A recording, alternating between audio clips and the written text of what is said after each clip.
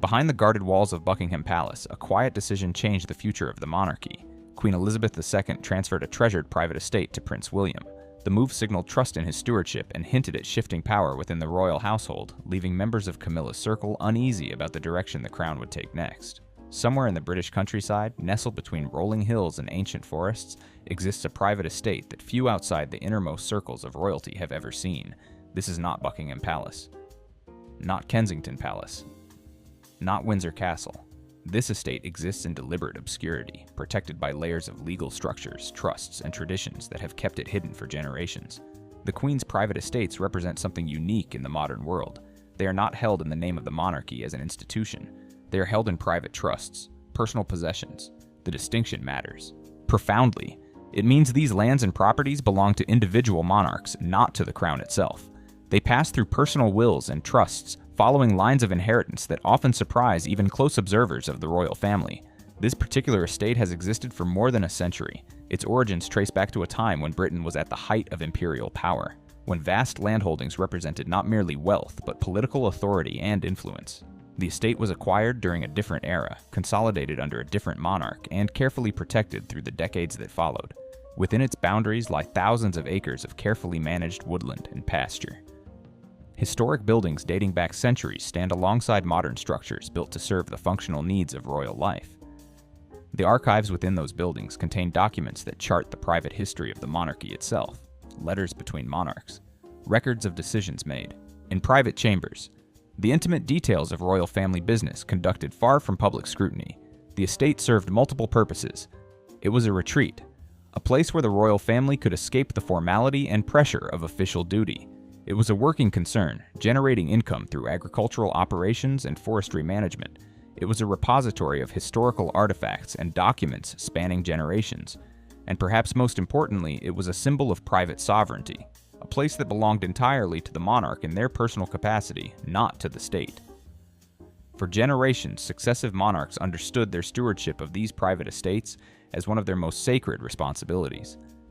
To inherit such an estate was to inherit not just property, but a trust.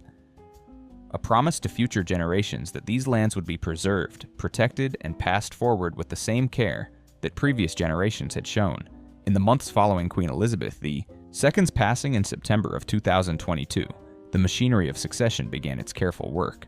The crown passed to King Charles III, but the Queen's personal estates and properties moved through entirely different legal channels. These were not matters of public constitutional law. They were matters of private inheritance, guided by the personal instructions the Queen had left behind.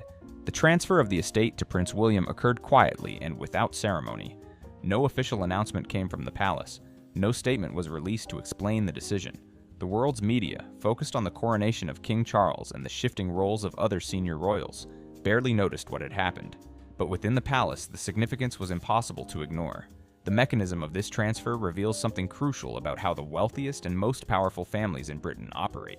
The Queen had established a private trust decades earlier, long before her death. This trust held title to various properties and assets in her personal name. When she died, the trust did not pass through her will. It did not become subject to public probate proceedings. Instead, it transferred according to her predetermined instructions, which she had left sealed and confidential.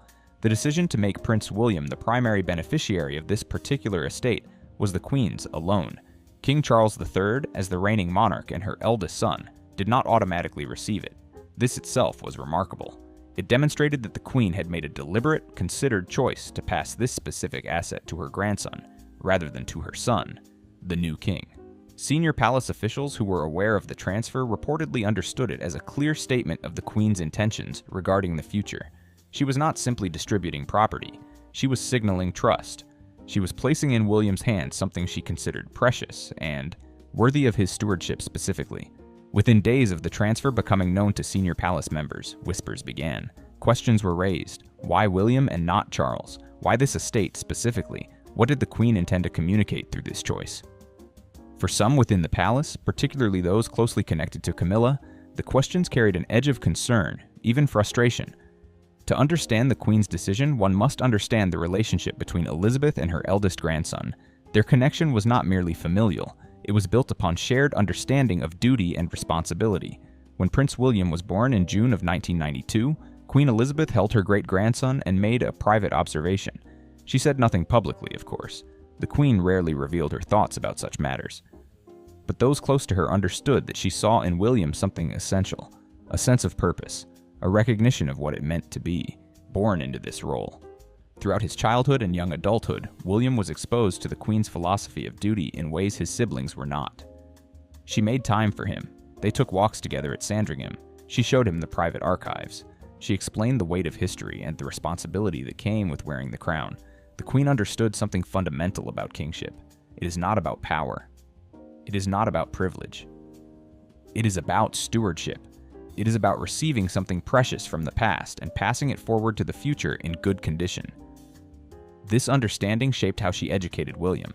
After Prince Charles died unexpectedly, the Queen made a deliberate effort to mentor William in the ways of private royal responsibility. She showed him how the royal family's private estates operated. She explained the difference between institutional monarchy and personal inheritance. She taught him that some things belonged to him not as a prince, but as a person, and that with those things came obligations. When William reached adulthood, the Queen began to test his understanding. She asked him questions about land management, about historical preservation, about the responsibility of protecting archives and documents. His answers impressed her. They demonstrated not mere compliance, but genuine understanding of what stewardship meant. In private conversations that have never been made public, the Queen spoke about the future. She expressed concerns about the direction monarchy might take. She worried about whether future generations would understand the meaning of duty, and she decided that certain things must be passed to those she trusted most deeply. The estate therefore became a test and a trust in equal measure. By giving it to William, the Queen was saying something without words. She was saying that she believed he would understand its value, that he would protect it, that he would pass it forward to his own children. With the same care she had shown, she was preparing him in her own way for the kingship that might one day be his. Not everyone at court welcomed this transfer. When the news became known to senior palace staff and to those connected to Camilla, the Queen consort, the reaction was swift and notably negative in certain quarters. Camilla has never been perceived as someone primarily concerned with institutional monarchy or historical preservation. Her interests have always been more contemporary and personal. She is focused on specific causes like literacy and domestic violence awareness. She has surrounded herself with advisors and confidants who shared her perspective on the modern role of the Queen consort. Among those close to Camilla was her sister, Annabel Elliot. Annabel had held positions connected to the Duchy of Cornwall for many years. She had built a career around connections to the royal family and to the extensive business interests associated with the duchy. When news came that William, as the new Prince of Wales, would be assuming direct control of the duchy and reviewing its operations and personnel, Annabel's position became precarious. More significantly, the inheritance of this private estate to William was interpreted by some in Camilla's circle as a statement that the Queen had preferred William's approach to stewardship over the approach that Camilla and her advisors represented, a statement that the old guard, the people who had served previous monarchs, would be giving way to a new generation with different values. Several individuals close to Camilla were reportedly fuming over the development, as palace insiders later described it. The word itself is revealing. It suggests more than mere disappointment. It suggests feelings of betrayal, of being sidelined, of watching power and influence slip away. The tension manifested in subtle ways at first. Comments made in private about William's inexperience. Questions raised about whether he truly understood the complexity of managing such vast estates. Suggestions that the Queen's judgment might have been clouded in her final years. But beneath these surface irritations lay something deeper. A recognition that the internal balance of power within the royal family was shifting. Annabel Elliot's removal from duchy-related positions was not technically because of the estate inheritance, but the two events were connected symbolically. They represented a changing of the guard. The people who had wielded influence during Charles's tenure were discovering that William had different ideas, that he intended to bring in different advisors, that the old networks and relationships could not simply be assumed to continue. To fully appreciate what the Queen's decision meant, one must understand the scale of what Prince William now controls and will eventually inherit. The Duchy of Cornwall is not a symbolic title. It is an operating business. The duchy generates approximately £20 million annually in income. It manages more than 130,000 acres of land across southwestern England. It owns commercial properties, agricultural operations, and forestry interests. It employs hundreds of people and exercises significant influence over local economies in regions where its lands are concentrated. As Prince of Wales, William became Duke of Cornwall and took personal control of the duchy. but this is merely the beginning of what will eventually be his to steward. Within his lifetime, William will inherit Sandringham House and its surrounding estates in Norfolk.